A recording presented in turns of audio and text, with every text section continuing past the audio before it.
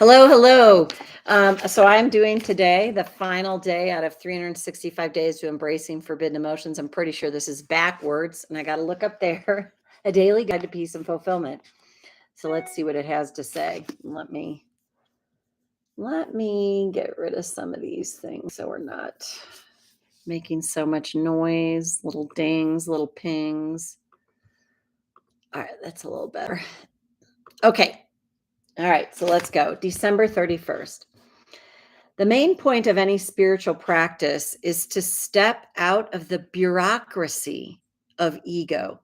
This means stepping out of the ego's constant desire for a higher, more spiritual, more transcendental version of knowledge, religion, virtue, judgment, comfort, or whatever it is that particular ego is seeking. One must step out of spiritual materialism. And that's Chogyam Tupang, I'm guessing. And I got this quote, but didn't know how to say the name. And before I read um, the rest of this is again, it's such an awakening to wake up to when what can be considered a spiritual practice, and then you're feeling bad about yourself. That's what I noticed for me with the law of attraction until a friend pointed out, like, Marty, you're using this like Catholicism just to beat yourself up. And it was like, oh my God, it was such an awakening for me because I always felt bad. I felt pressure. I was like, I wasn't measuring up. Oh, how come those people get what they want and I don't? What am I doing wrong? What's wrong with me? And to wake up from that nightmare is so amazing. And it's a detoxifying journey. It's not an easy one. So let's see what I had to say here. This is a great way to end this year.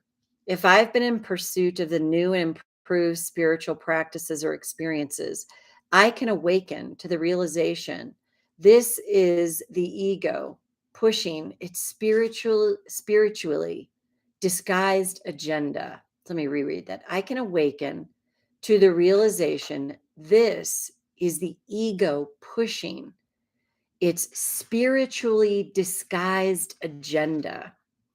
It's the wolf mask in a spiritual sheep's clothing.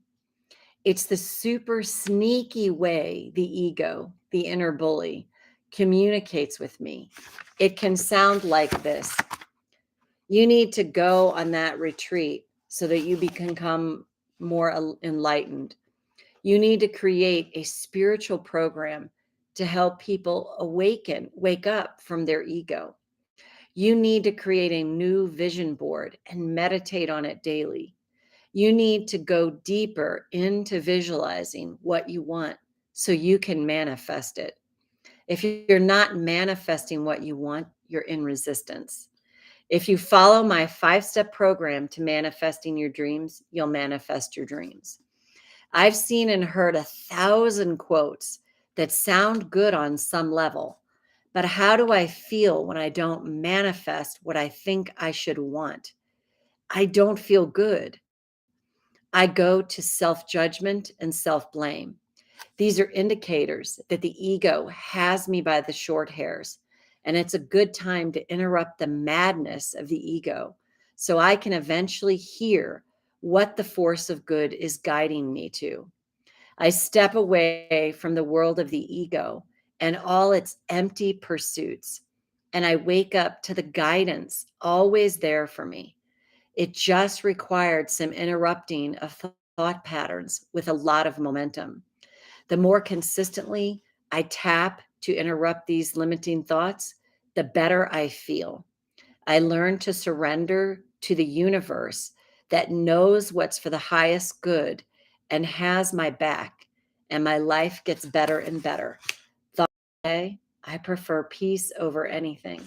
And imagine that, like, what if starting this new year, you can go into it with this awareness of, is this my ego's agenda talking? And you know it is because you feel bad.